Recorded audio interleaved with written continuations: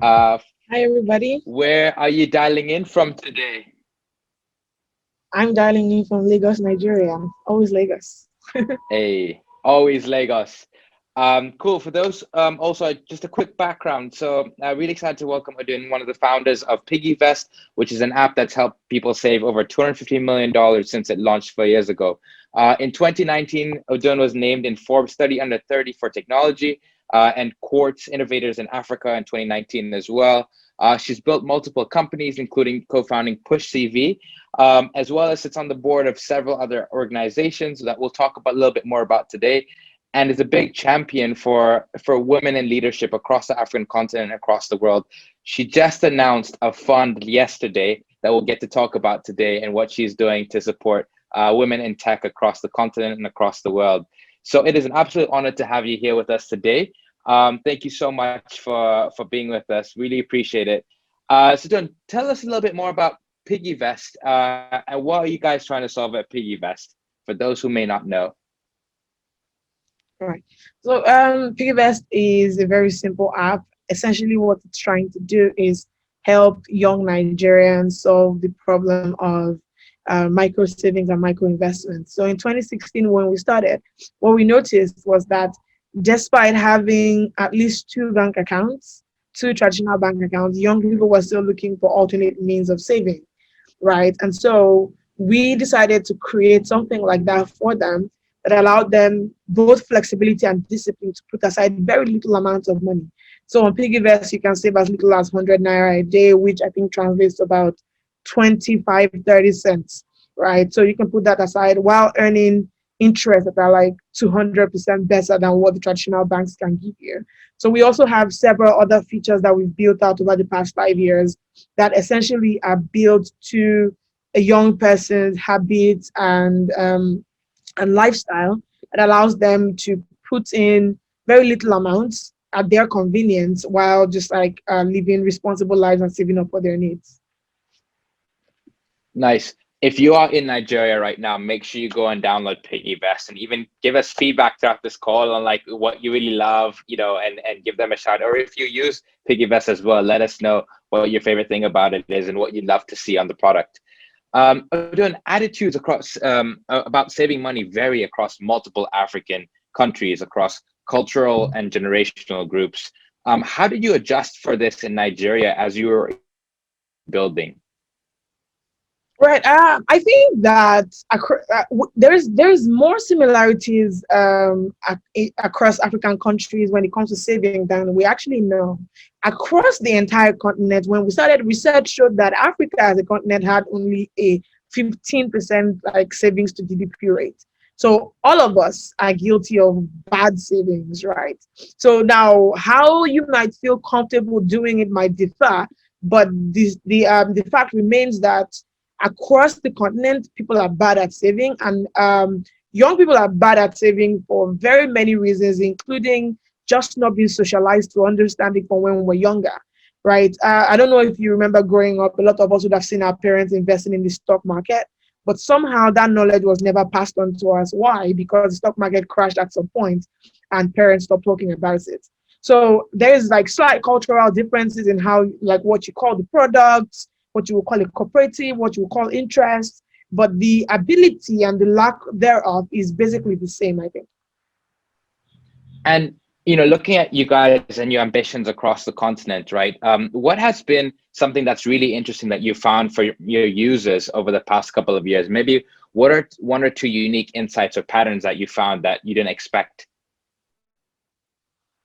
Well, I think that the most interesting thing that you find with the users is that no matter what your intentions are for the product, people come on there and they just come and use it in exactly the way that they please.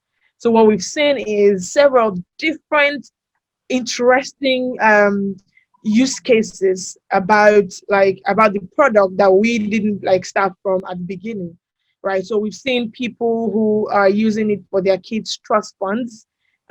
We've seen people who are using it as business savings, and we started it as individual savings. So it's really interesting to see that to see how people have come and then like just carved out their own tiny niche within the platform and use it exactly that way. Some people use it strictly for micro investments, some people use it strictly for foreign forex investments. So there's just like many different things. And you notice that the most interesting thing is how people approach the fact that it's like a tech only, app only product. So when they start with very little amounts of money, and they save for a very short period, like 3 months. And then, after 3 months, they get the interest. It's like, oh, this is interesting. And then the amount they're saving daily, weekly, or monthly inches up, and it inches up until you have people who are saving for 2 years at a time, which I find amazing, really. That's really inspiring, especially seeing that grow over time, especially over the last 4 to 5 years.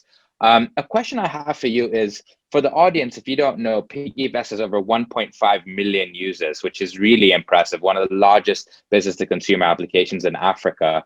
How did you guys build the trust with your customers in order for them to download the application and trust you? Somebody in the audience today sitting from scratch asking themselves, how might you be able to do that? What was the secret sauce? Right. So there is no secret sauce. I would tell you. It's we started from scratch, built an app, and said we were going to like grow it, right? And we also realized at the same time that we didn't have any money, and the only power we had was social media. So we heavily leaned into it, right? The power of referrals, the power of the people. I have a like very active social media account, and to an extent, so do my co-founders. So the first thing is that the three co-founders of the product are like pretty visible people who you can relate with on an everyday basis. That helps.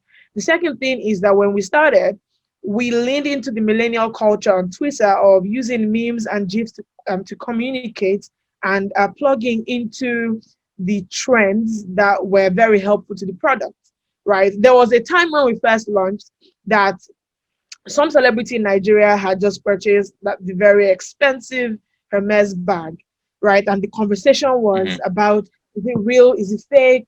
And how much it and things like that.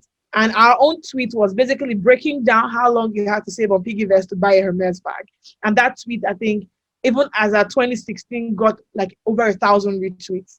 And Wow. that was awareness for us, free awareness for us. So when we realized that we could use things like that, the plan was to get creative around social media and start to push out content that people can relate to, that also acts as a native ad for the product. And I suppose the third thing would be the fact that after a while, when we realized that people were using the product, and an interesting thing that they were doing was, as soon as they had a successful end-to-end savings to withdrawal to interest collection transaction on the app, cycle on the app, they were going back to social media to talk about it. So that like inspired us to create an in-house referral system where we reward our users for bringing on additional active users. So I don't know if that qualifies as secret sauce. It just really feels like the slightly seemingly obvious thing that we had to do since we didn't have a lot of cash to push traditional ads. Wow, I love it. I love it. That's super cool. I have a question now on looking at what that looks like beyond Nigeria, right? I know you have Pan-African ambitions. What does that actually look like? Right. My brother lives in Ghana, and he's been like telling me about how he thinks that Ghana is a very like fertile place for Piggyvest. So I might go spend some time there to kind of like see. And I have friends from over in Kenya and South Africa, and we've been getting requests around just being able to use Piggyvest from several countries. So it's still very early stages. And I'll admit if you all notice, she did not say Tanzania, so I'm just a little bit offended, but we'll let that slide. It's all right. I'm going to go at Tanzania, please. I don't want to. So we have to do a lot. One of the things about being a Nigerian founder is that Nigeria is so large that sometimes you build to the exclusion of other markets just because Nigeria is large. So I have to admit that there is a lot of gaps in my knowledge about other markets within Africa. And so to make concrete plans to expand into them, even though we do have those ambitions, we do have to do a lot of learning and a lot of familiarization around those markets before then proceeding to move into them. What's been hard? I'm sure like as a founder, there's so many different challenges you've gone through. early days to your first users to probably compliance to regulation to policy. What would you say are like two very difficult things that you guys have been through that maybe most people might not know about? Um, Difficult things. I don't know. I think we typically talk about all our challenges. So I Mm, think the first thing, and I think this is a constant thing, is that we had to build that trust, which is incidentally what you asked about earlier. It's hard to come into the market in 2016 with 22 traditional banks existing in the country and then tell people, give us your money, we're better than the banks. right. So that like was a daily like struggle to convince people that we were a viable alternative. And from zero to today at 2 million, it's still the Mhm. same every day, because every one user matters. So every day you are fighting to make sure that you don't lose the trust of even one single person, right, on the Right. platform. So we have to continue to operate as in day one, where every single problem that's brought to our attention is solved individually. Now, building that trust, continuing to build that trust is supposed, I think, an ongoing challenge that will never go away. It's just like going to be Mm, there always, right? And so that is always my go-to answer. The second thing would be right, and it's a mix of things. Raising funding was very challenging, like in the early days, where we went to several people when we first started, and they're just like, "Oh yeah, no, this is going to die. The banks are going to crush it." And wow. it's very difficult to argue with those people, especially since you don't know whether the banks are going to crush it or not, so you can't really tell them no, the banks won't crush it. So at some point we Mhm, actually like kind of just closed down the fundraising, and we're like, yeah, we're just going to continue building. And mhm, so we closed it down. And then I think 3 to 4 or 5 months after, we were able to successfully raise a round. So it was quite the journey. We didn't get like mhm, significant interest until Village Capital put that mhm, 50K into us as a sign of we believe in you mhm, guys. And then other capital started to come. So I suppose always super grateful to Village Capital and the opportunity that they gave us. But it was quite a bit of mhm. like a rough patch there, like when we were trying to raise money. Wow. And we'll talk about fundraising soon because for those who are tuning in right now, we're doing launched a fund yesterday called First Check. So we're talking a little bit more about that and get some exclusive sneak peeks over here later on this call today. Let's talk about Covenant University. It seems like it's produced quite a lot of tech startup founders in Nigeria and people who've gone on to do amazing stuff across the world. What do you think it is about that learning environment that nurtures such a cultivating experience for founders or entrepreneurs? Or is it? I I think it's because just kind of like it's Covenant simulates an ideal environment, right? Mm, There is enough light. Like the electricity situation is better than the rest of Nigeria. The water situation is better than the rest of Nigeria. The road networks, like within the school, are better than the rest of Nigeria. The internet, and also it simulates the ideal creative environment. So we young people are able to kind of like first of all meet up with like like-minded people in an environment that mhm, isn't like as stressful as the one outside.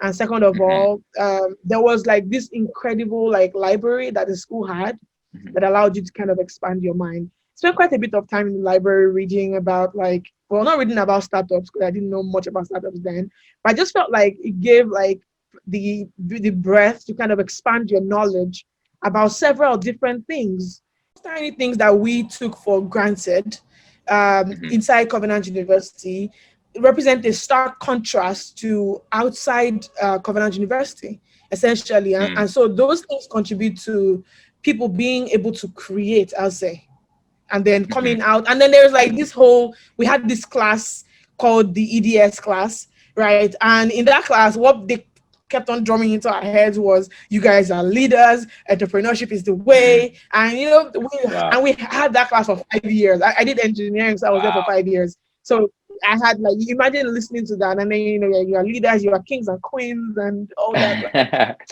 I love it. So one thing I noticed on your Twitter account, you call yourself Tech Bro. So would love to understand, what does Tech Bro mean for you, or where does this come from? It means absolutely nothing.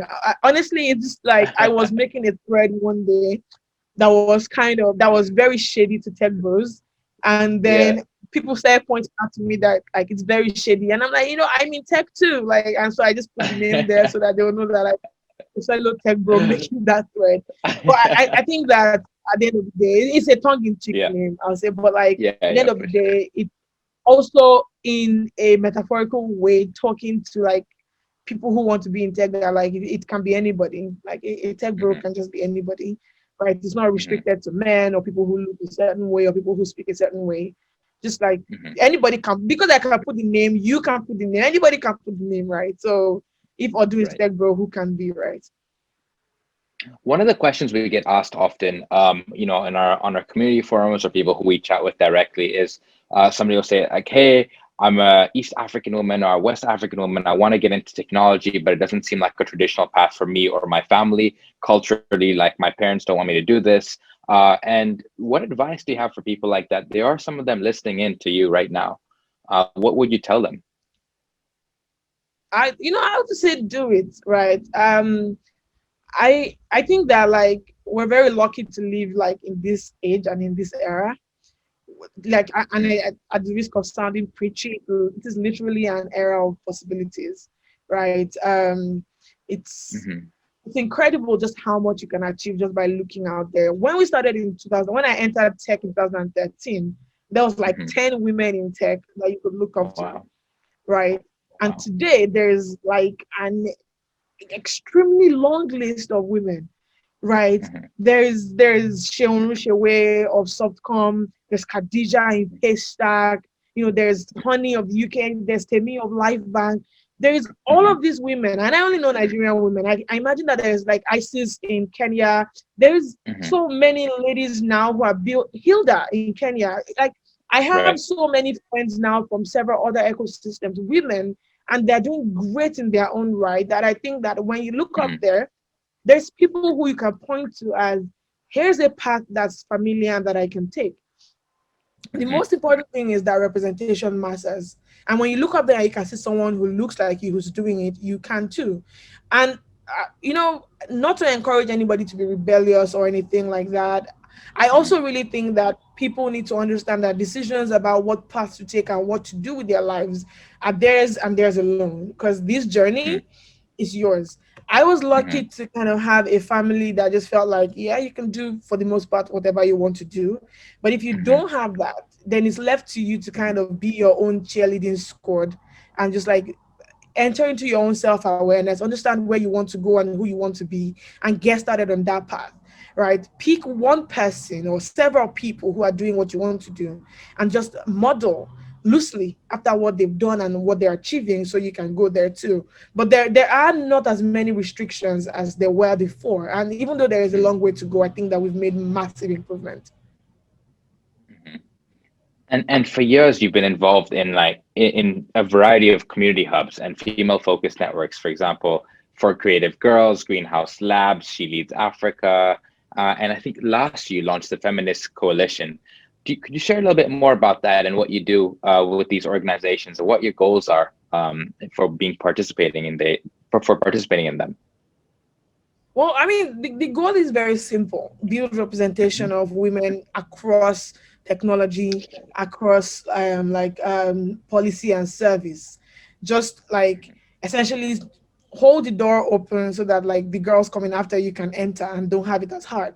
So Greenhouse Labs, She Leads Africa, every time I'm called to do something with those hubs and those accelerators, the answer is yes, because it means that even if it's one girl who hears and decides I can do tech, or I can do STEM, or I can be whoever I want to be, that's a win.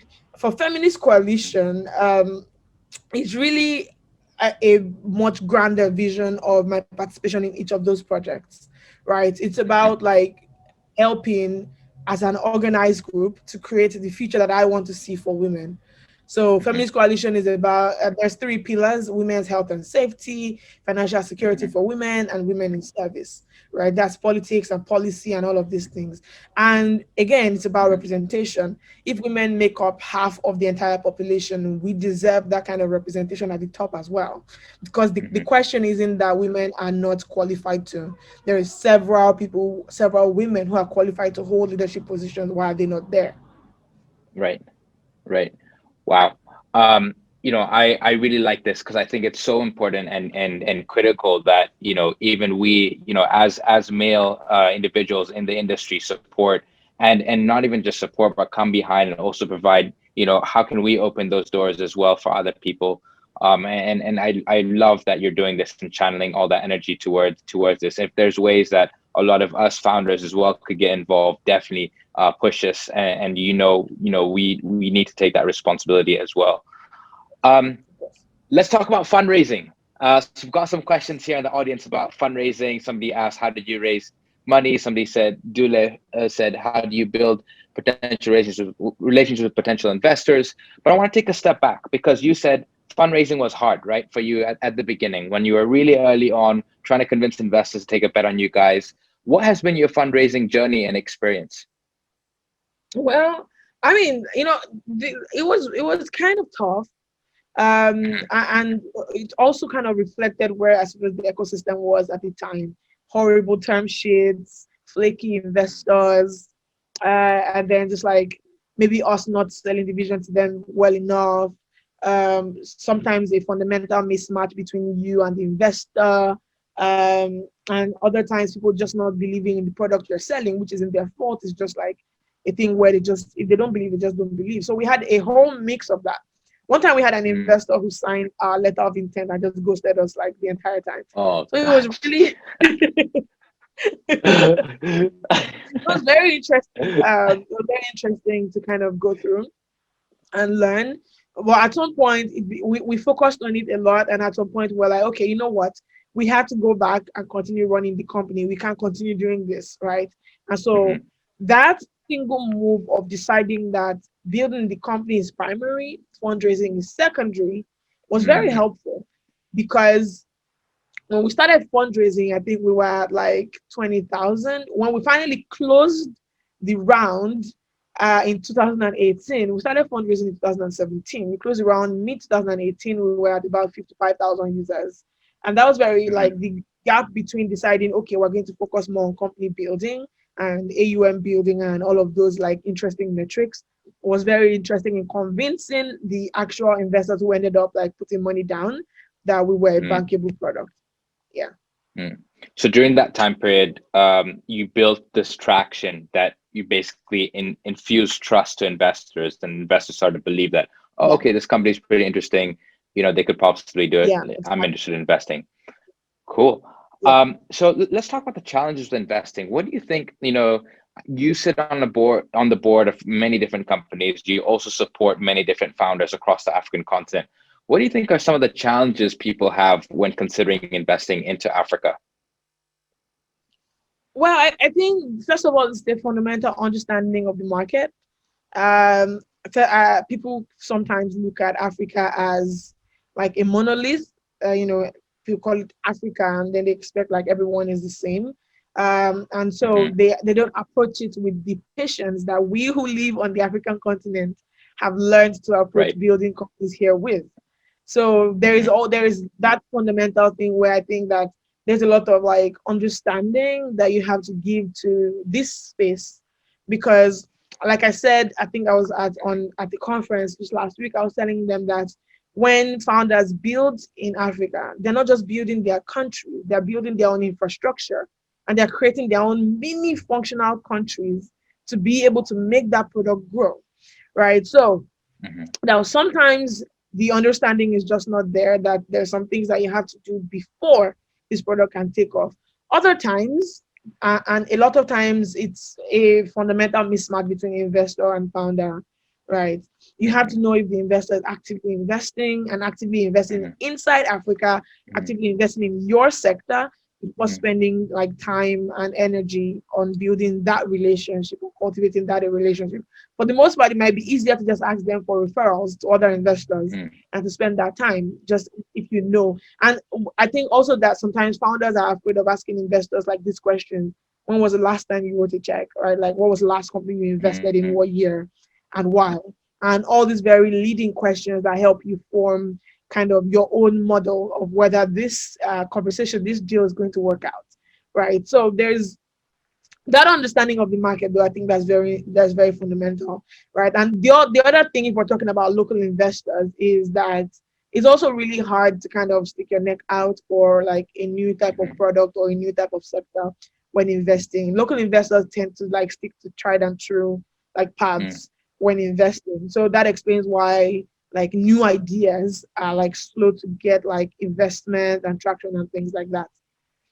Mm-hmm.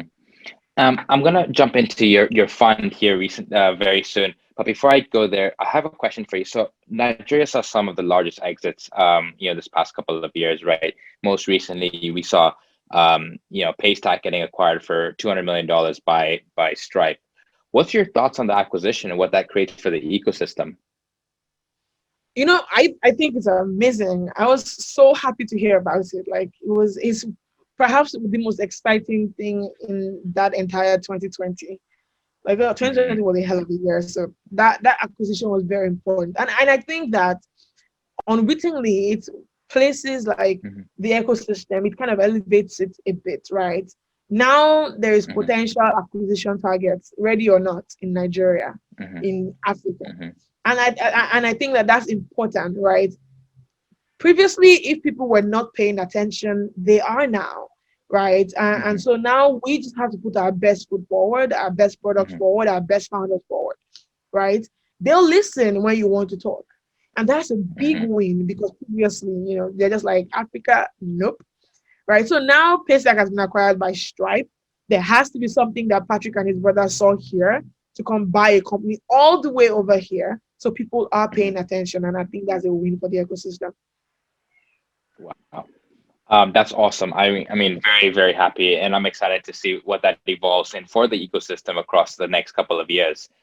It is hard to raise money, but as you mentioned, the ecosystem has grown since you started, right? It's become way easier now than it was maybe 5, 6 years ago when you guys were just starting out. Just yesterday, this is an exclusive, everybody. Just yesterday, Odun launched a fund called First Check HQ. So check them out on Twitter.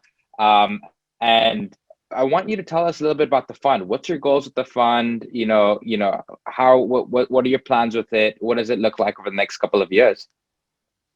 Well, I mean, I hesitate to call it a fund at the moment. Okay. It's myself and Elo's project, and we're just asking like of ourselves this question, right? People are always saying like they're like, where are the female founders? There are no female founders. But I think that when you look at the heuristics that people use to make decisions in who they'll invest in at pre-seed stage, at seed stage, it almost always excludes people who are women founders, right? So we're asking the question, what if like audacious women, founders, like women, got the chance to access up to 25K in capital at the early stage, very, very early stage, almost ideation, right? And then will that lead to more women coming out, right? Will that lead to more women founders? And I'll tell you the answer might be yes, because between yesterday and today, we've had almost 600 founders sign up, right? And we have over 30 like veritable startup males from women who are building incredible products. Our plan is to fund about 6 this 2021 with anywhere from $15,000 to $25,000, just to get them over the next 12 months to be ready for pre-seed stage funding, and where we now have like investor partners and accelerator partners helping them take the next stage of their building. So essentially, if that question is answered, then we become a fund after this first 1 year, where we have our proof of concept where this works, right? Funding people at slightly post-ideation stage works. Funding women can be economic and not just social impact. So if people want to get funded, they sign up on, is there a website or a Twitter handle that they look through? So is there a Yeah, link no, on no, there they have to as go well? to the website, first check Africa, Okay. and then like the rest of it is there. Okay. So we have the Medium page as well where the announcement is, and all the FAQs also explain like what the fund is about. For the first year, Mhm, Elo and I are seeding it completely so that we can show mhm, proof to other people that this is a method that works. mhm. Cool. I want to talk about, so I'm pulling some questions here from the audience, and a couple people have asked us about your team. And so one of the questions here from Joe Freely is, how deep did you have to understand the tech behind Piggyvest before starting? And I'll tie a second question onto that is, how do you meet your co-founders? Well, I met my co-founders in university, that Covenant University that you speak of. I've known them Nice. since 2009, when we were like in 200 or 300 level, and so we were probably always going to start something together.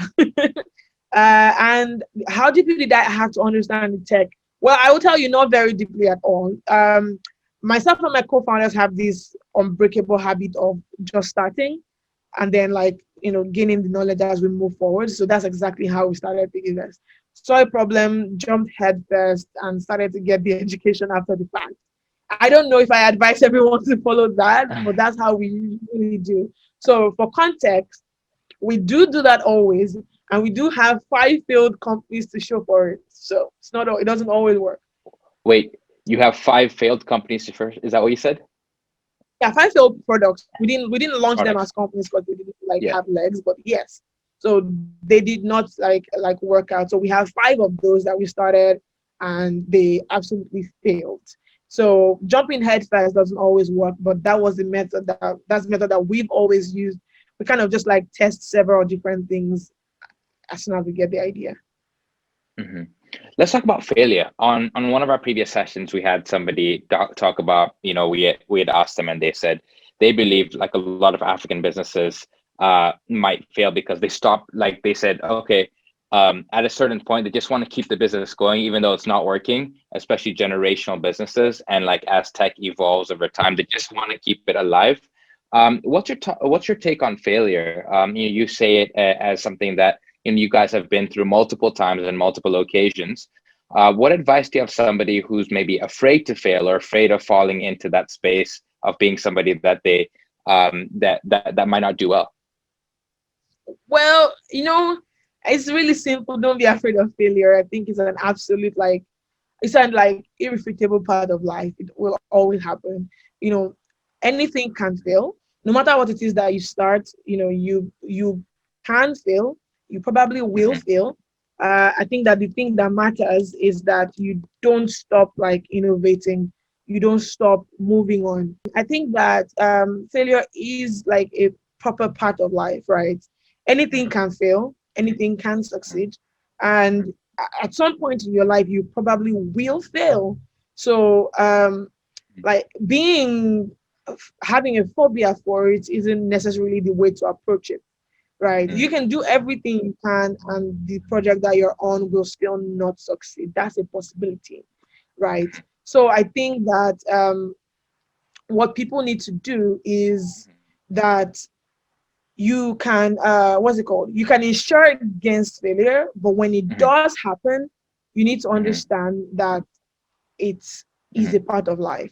Don't stop moving, don't stop Hmm. like pushing forward. The quality of your Hmm. success is really determined by how many times you get up and keep going to get it, right? Like I said, we Hmm. have 5 failed like products, 5, right? And each time Hmm. it happened we continued, right? 99 staff failed, we took all those Hmm. lessons, put it into 500 dishes.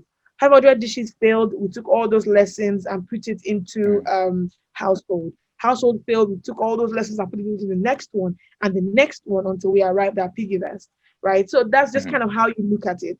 You can't tell yourself, Hmm. I don't want to fail. That's not really a Hmm. way to live life because it probably will happen. Hmm. Yeah, I mean that is an important piece because it's hard, right? And no one ever wants to start a company knowing that they will fail, right? No one wants to try something and knowing that it might not work out. Yeah. We do have some questions here from the audience as well. We've got a couple of people. Alfred, primarily about Piggyvest. Alfred Nucha is asking, what does Piggyvest do with deposits? Right. So Piggyvest works with an asset management partner, and what we do is invest the funds in risk-free instruments, right? Like so, we get because we are pulling funds, we get high yields, and then we invest this in risk-free instruments, and then we pass on the interest that we get to our users. So this is all like details of this are like in the FAQs. So we have asset management partners that are regulated by the FCC who actually control where the funds are going and make sure that they are safe and not liable to any risk for now. Yeah. Okay. And somebody, Oluwagisun, I apologize if I butchered the name. Any plans on crypto or savings? Yes. So yes, there's plans for crypto. Like I can't say much about it, Are you allowed to obviously, but share? there's Oh definitely no. Oh, there's plans for crypto. She says it with a I can big just tell you smile it's and she can't coming. share. So very soon, very soon. It's coming very soon. Y'all stay tuned. It's gonna be, yeah, actually we'll talk about that a little bit more. Yeah. Another question here is, are there any plans to offer credit or loans?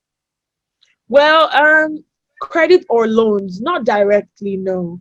So Piggyvest is Okay. primarily a micro savings and micro investment app and will probably remain so. So if we Hmm. ever had to offer credits or loans, it will be by allowing a partner to plug in and not by directly giving it. Hmm. As you've built this company, you've probably met a lot of different founders, a lot of different advisors, a lot of different investors and mentors for you. What has been one of the most important pieces of advice you've received in your career while building Invest? Well, the most important pieces of advice I received is really just like focus on your building, like focus on the product, right? So no matter what is going on, no matter what else we have going on at the time, the entire focus is really on making Piggyvest the best product for the person that we're targeting. Always that first above all else. So we don't we don't play with the core of the product, and that's why it's easy to give answers to some questions like will you do credit or loans, because like the product and its map are set, and it's set based on the needs, the core needs of the users and where we see them going. Now this can change, but again is always informed by the people who are using that product, so that's the core focus on it. Hmm.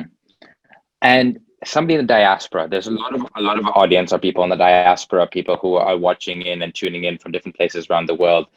Quite a few people are considering moving back home, would love to get involved in technology.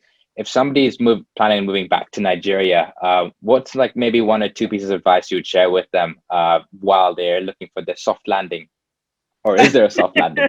I don't know. I typically, okay, you know what, if you're coming back home, I suppose like tech is the best sector to come back home to because it's high growth. So there's that, I agree. right? So if you're going to come back home, come for something that's like likely to like multiply in the next 4 or 5 years. I vote technology. There's Hmm. probably other sectors. I don't have as much insight into them, unfortunately. And what's the second thing? Hmm. I make sure you're sure, right? Are you sure you want to come back? Seriously, think about it very deeply. That's second thing. Hmm. Wow. That's a hard one because it's like, oh, come home when you're ready. Come home when you have enough experience. Are you Yeah, sure no, you I'm want to not going come to say back? that to anybody. Just like think about it very well. This is a personal decision, and just be sure. Cool. I think somebody's asking here about SEC. So Toby, how does the SEC new rules affect your operations as you crowdfund your money? Well, the SEC new rules clearly state that anyone who's pulling funds has to be like registered as a portfolio manager. So all our asset management Mhm. partners are covered. So yeah. Nice. Cool. I have a fun round of questions here as we're wrapping up our session. Also, those in the audience, feel free to drop in your questions as well. So with fun round, Nigerian jollof or Ghanaian jollof? Nigerian jollof. Your And brother's in I Ghana, have so I'm had just both. saying I have had both. Like I have had both. So Nigerian jollof still. that your jollof still okay. Uh, Founder in technology across the globe that you admire the most. Hmm. I admire and hate him, Mark Zuckerberg. Why? Tell us more. He's an asshole, and also he's Oh, incredibly smart. cool. Best African female music artist. Huh? Ah, how? Okay, I have to think about that. Well, I know at they're the all your friends, so you got to be careful when you're answering this. But yeah. at the moment, I'm really enjoying listening to Thames, so I'll just say Thames. Mm. What about best African male music artist? Best African male, Burna Boy. Burna Boy. Yeah. Nice. Dream. I know you have some amazing investors who are supporting you, but dream advisor on your cap table. Jeff Bezos. Jeff Bezos. Hey, he did his first investment in Africa recently, so might as well do the He second did, one, so right? now it's achievable. I'm going to find a way. Right. Hey, just shoot that email, that cold email. Let's make it happen. Okay, another one over here. If you were to live in any African country apart from Nigeria, which one would it be and why? Probably Ghana is very similar to Nigeria, and the food is almost the same. I really like Nigerian food, so I wouldn't be too far. And then what about, okay, final question I have on the quick fire round is if you were to start another tech company apart from Piggyvest, what would it be? Well, to be a crypto company, just because of like I'm Okay. really learning about it and enjoying what I'm hearing. Wow, she's enjoying what she's sharing, and she also said that she's interested in crypto, and they're going to be doing something crypto very soon. She didn't tell us what it is, so I'm going to dive into that a little bit more. We won't ask to tell us what it is, but tell us about what your take is on crypto in Africa. Well, I did have some experience with crypto towards the end of last year. That kind of Mhm. opened up.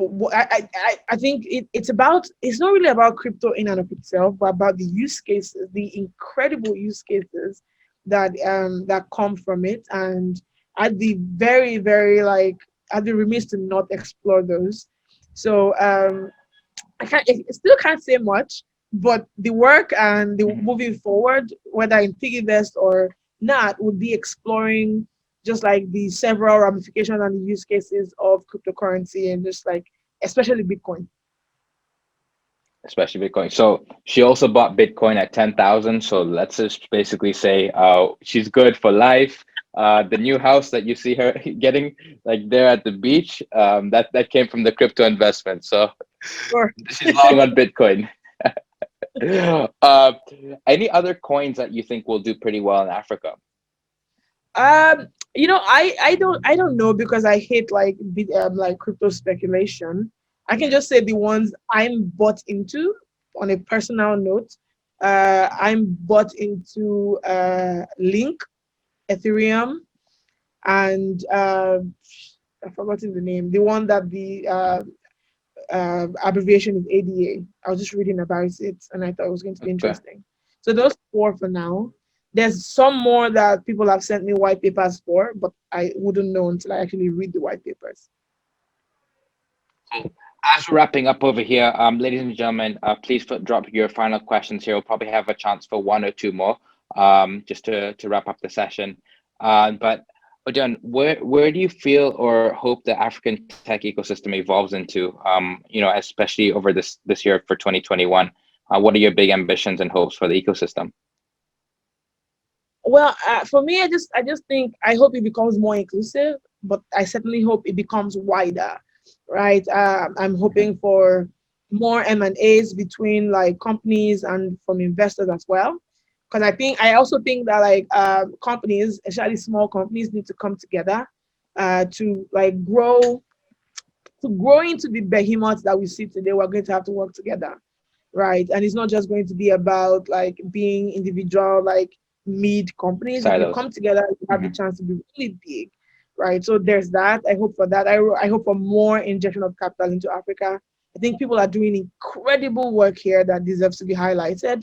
And so a bigger, wider, more connected ecosystem that has companies willing to work together. It's an ideal future, I know, but that's what I hope for. Wow.